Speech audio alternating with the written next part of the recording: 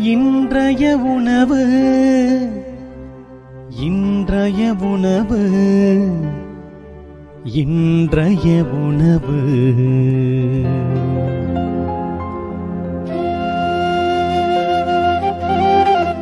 நற்செய்தி வழங்குபவர் தந்தை நிர்மல் ராஜ்.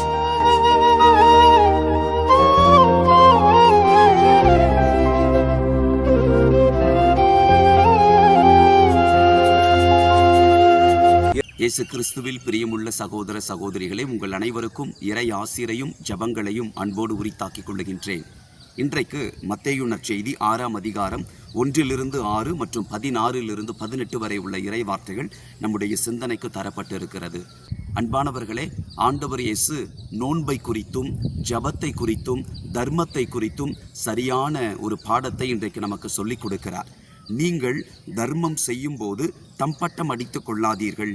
வெளிவேடக்காரர் மக்கள் புகழ வேண்டுமென்று தொழுகை கூடங்களிலும் சந்துகளிலும் நின்று அவ்வாறு செய்வர்.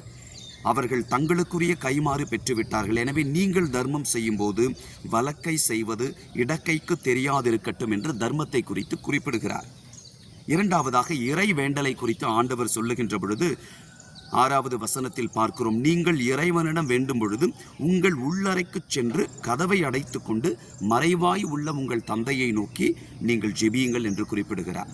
நோன்பை குறித்து அவர் சொல்லுகிறார், எனவே நீங்கள் நோன்பு இருக்கும்போது உங்கள் தலையில் எண்ணெய் தேய்த்து முகத்தை கழுவுங்கள். அன்பானவர்களே, ஆண்டவர் சொல்லினபடி இந்த தர்மமும் இந்த இறைவேண்டலும் இந்த நோன்பும் மறைவாக இருக்கும்படியாக நாம் பார்த்து கொள்ள வேண்டும்.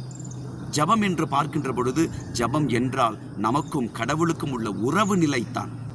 அதில் எந்த ஒரு பெருமையும் நாம் தேடிக்கொள்ள வேண்டிய அவசியம் இல்லை. ஆண்டவர் இயேசுவை பொறுத்தவரையில தனக்கும் தன் தந்தைக்கும் இருந்த உறவு நிலைத்தான் அவருடைய வாழ்க்கையில ஜபமாக பார்க்கிறோம்.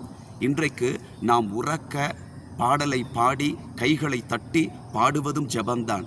அமைதியாக அமர்ந்து ஆண்டவருடைய சன்னிதானத்தில் நேரத்தை செலவிடுவதும் ஜபம்தான். ஆனால் எப்படிப்பட்ட ஜபமாக இருந்தாலும் ஒன்றை நாம் மனதில் வைத்துக் கொள்ள வேண்டும், நான் என் ஆண்டவரோடு உள்ள உறவில் ஆழப்படுகின்றேனா?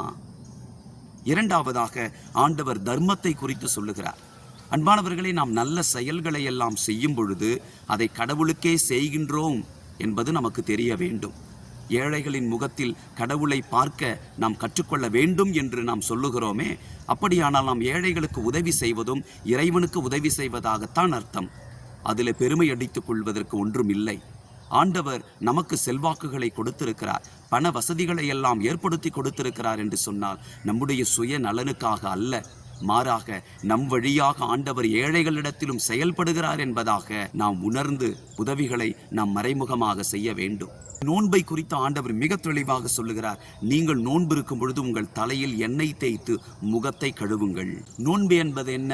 ஒருவன் தன்னை அடக்கிக் கொள்வதற்காக மேற்கொள்ளுகின்ற ஒரு சிறிய முயற்சி. தன்னுடைய பாவங்களில் இருந்து விடுபட, சாத்தானின் தந்திரங்களில் இருந்து விடுபட, தன்னிடம் உள்ள தீமைகளில் இருந்து அந்த மனிதன் தன்னைத்தானே விடுவித்துக் கொள்ள தானாகவே மேற்கொள்ளுகின்ற ஒருத்தல் முயற்சிகள் தான் நோன்பாக அமைய வேண்டும். அவ்வாறு ஒருவன் தன்னை ஒடுக்கிக் கொள்ளுகிற பொழுது தான் ஒன்றும் இல்லை என்கின்ற நிலையை அவன் உணர்கிற பொழுது அவனுக்குள்ளாய் ஆண்டவர் முழுவதுமாக செயல்பட வழி செய்கின்றது.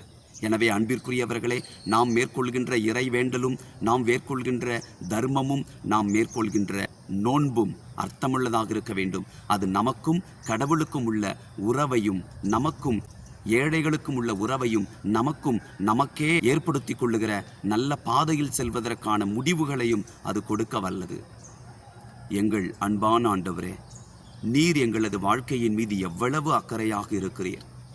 நாங்கள் மேற்கொள்ளுகின்ற ஜப தப நேரத்தையும் நாங்கள் செய்கின்ற தர்ம செயல்களையும் நாங்கள் மேற்கொள்கின்ற நோன்பையும் குறித்து நீர் விரும்புகிறபடி நாங்கள் அதை செய்து முடிக்க, அதனால் உம்முடைய பிள்ளைகள் என்கின்ற உரிமை பேற்றை நாங்கள் உணர்ந்தவர்களாய் வாழச் செய்தருளும்.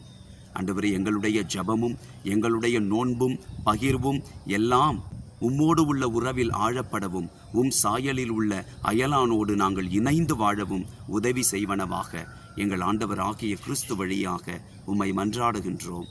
ஆமேன். God bless you.